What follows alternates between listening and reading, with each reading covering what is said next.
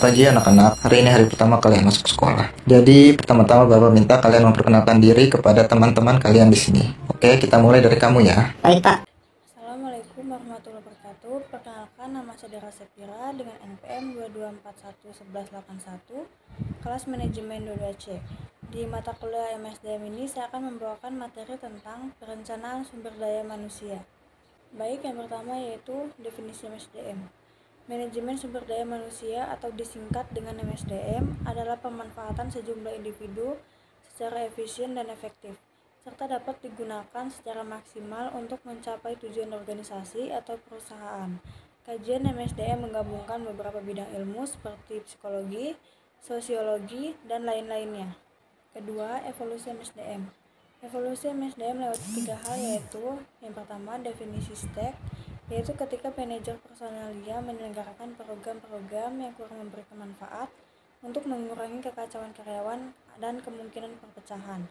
Yang kedua, perencanaan manpower. Dalam tahap ini digunakan kebutuhan pekerja dan perekrutan seleksi.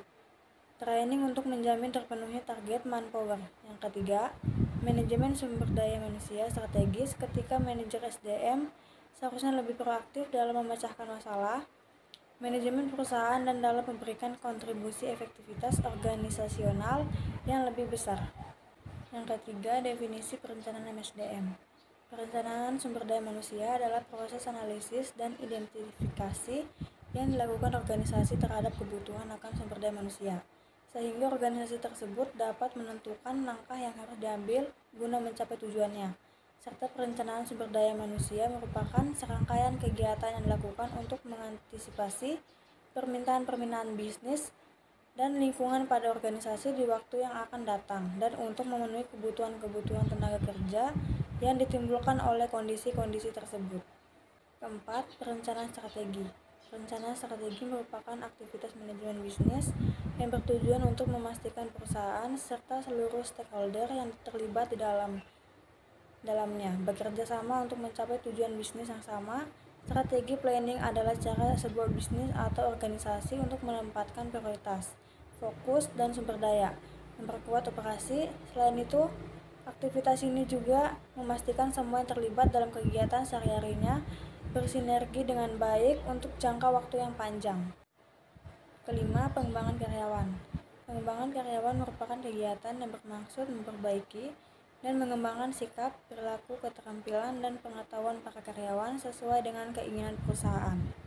Keenam, metode yang digunakan dalam pengembangan karyawan. Yang pertama yaitu training atau pelatihan. Yang kedua, program pendidikan. Yang ketiga, magang. Keempat, uji kompetensi. Kelima, pengayaan pekerjaan. Yang keenam, workshop atau komit atau membuat 7 kelompok kerja. Kedelapan, rotasi kerja. Yang kesembilan yaitu promosi.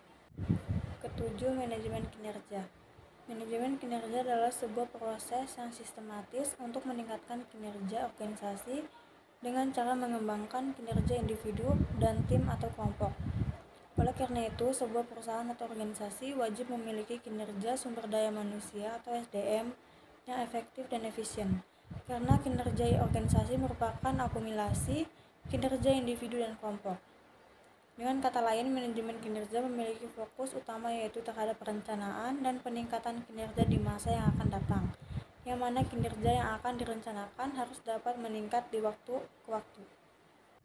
Kedelapan, peran MSDM bagi perusahaan.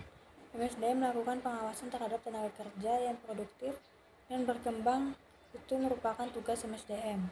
Peran MSDM dalam organisasi adalah mengatur seluruh karyawan agar secara efektif dalam melakukan pekerjaannya.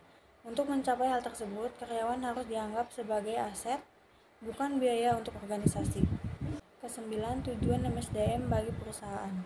Memberikan iklim organisasi yang baik dan produktif, menyiapkan sistem kerja yang efektif sehingga karyawan merasa nyaman dalam bekerja, meningkatkan kesejahteraan SDM, baik itu secara jasmani maupun rohani, kesempatan yang adil di antara seluruh SDM. Dan tujuan manajemen SDM adalah memperbaiki kontribusi produktif atau orang-orang atau tenaga kerja terhadap organisasi atau perusahaan dengan cara yang bertanggung jawab secara strategis, etis, dan sosial. Sekian itu saja presentasi dari saya, lebih dan kurangnya mohon dimaafkan. Terima kasih.